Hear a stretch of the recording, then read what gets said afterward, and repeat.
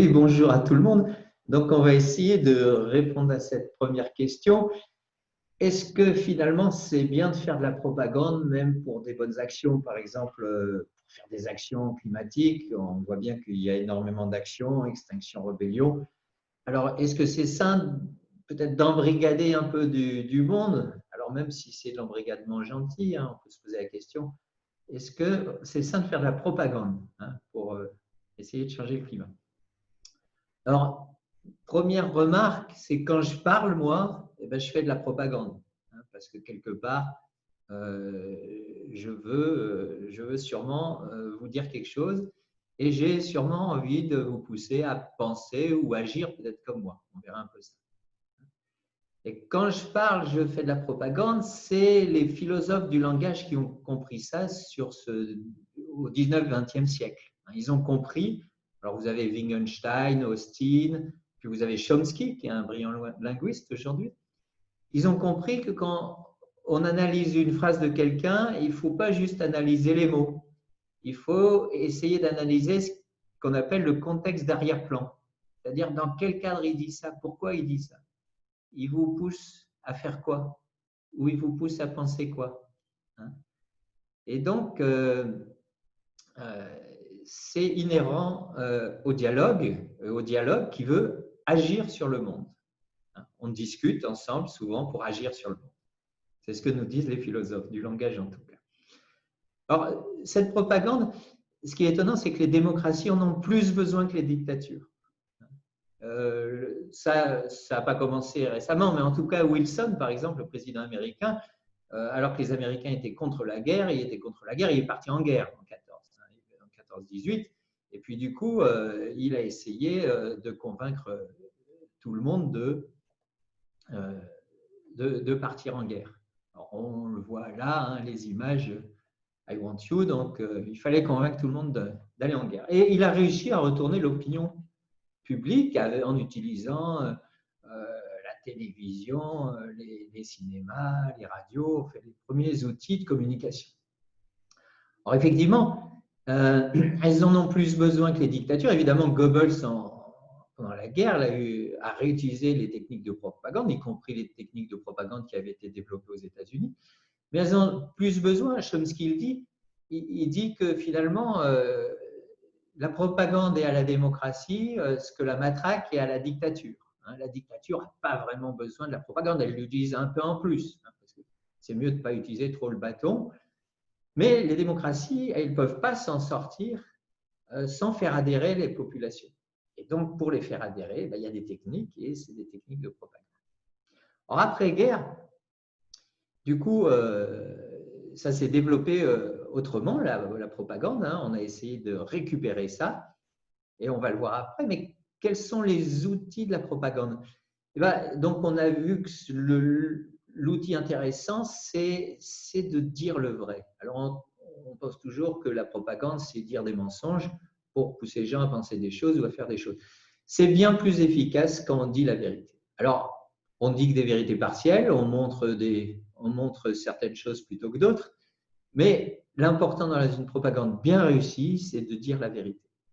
Et puis, l'autre objectif de la propagande qu'on ne voit pas souvent, c'est que la propagande, ce n'est pas pour pousser à penser, c'est d'abord pour pousser à agir. Effectivement, très généralement, quand vous êtes poussé à agir, vous agissez, et après, finalement, même si vous êtes trompé dans vos actions, vous êtes un peu coincé parce que vous avez déjà agi. Et du coup, après, vous aurez du mal à revenir en arrière. Vous dites, ah ben non, j'étais avec votre groupe, mais je ne veux plus aller avec votre groupe pour les actions parce que je me suis trompé. Donc la propagande pousse à agir et les gens s'enferment dans leurs actions.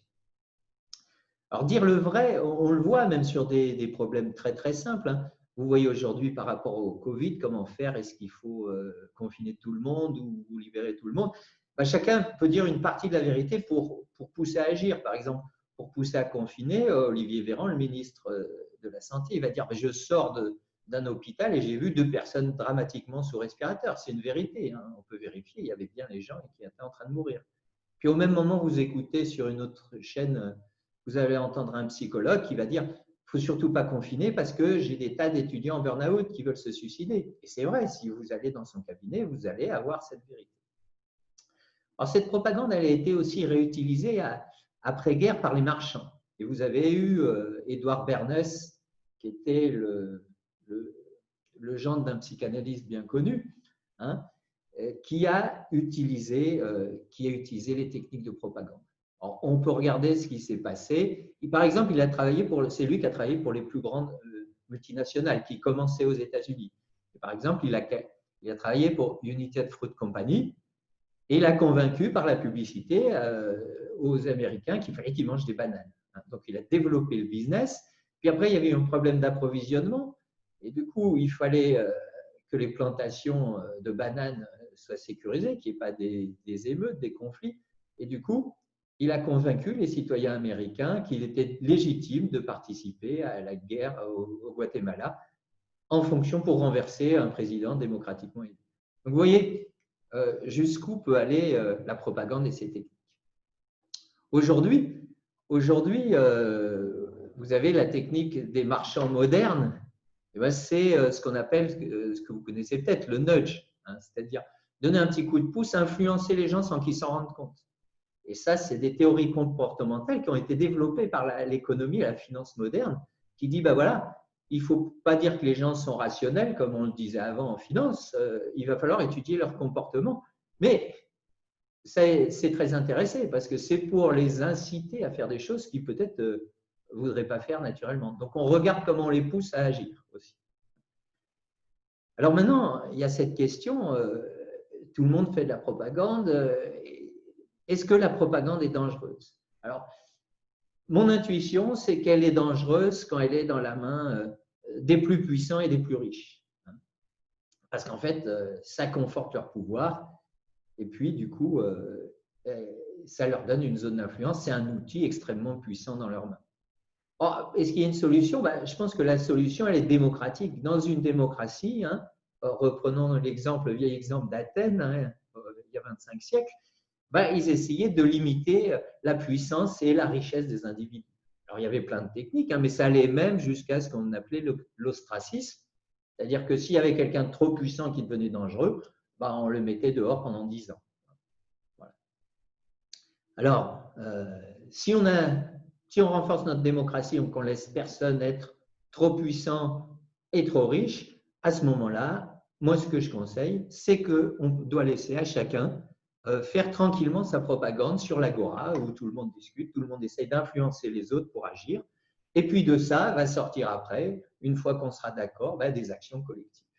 Donc, c'est la nécessité pour influencer les uns et les autres. Alors, quelques lectures. Alors, sur l'exemple de Bernays, c'est issu d'un livre gratuit que j'ai mis en ligne sur la monnaie. Donc, il y a les pages 90 à 100 qui parlent justement de la propagande. Et puis, du coup, ce livre, vous pouvez le télécharger gratuitement sur mon site, Crise et éthique de l'action. Hein, donc, il est gratuit. Donc, il y a 10 pages sur les théories de la propagande. On a parlé de plusieurs personnes. Donc, vous avez Noam Chomsky, qui a écrit son livre de la propagande. Donc, très intéressant. Il a écrit avec Max Cheney, Propagande, médias et démocratie. Puis, du coup, plus ancien, on a parlé du neveu de Freud, Édouard Bernays, qui avait théorisé sa pratique, Propaganda. Hein, et donc, il expliquait comment manipuler l'opinion publique en démocratie. Et enfin, vous avez quelqu'un de très intéressant. Alors, son livre, il existe, je l'ai, hein, mais il n'est plus réédité. C'est Jacques Ellul et ça s'appelle Propagande. Donc, voilà des livres très, très intéressants pour vous expliquer ce que c'est que la propagande. Et puis, vous avez récemment, vous avez sur France Culture aujourd'hui, le 25 janvier, épisode 1, les démocraties ont-elles inventé la propagande dans une série historique, Histoire du mensonge, en 4 épisodes. Donc, je vous le conseille, il est passionnant. Voilà. Donc, pour moi, je vous réponds clairement oui, à mon avis, c'est intéressant de faire la propagande pour essayer de limiter le changement climatique et du coup essayer de convaincre les gens que c'est important. Alors, il faut à la fois faire la propagande et savoir que tout le monde fait de la propagande. Bonne journée.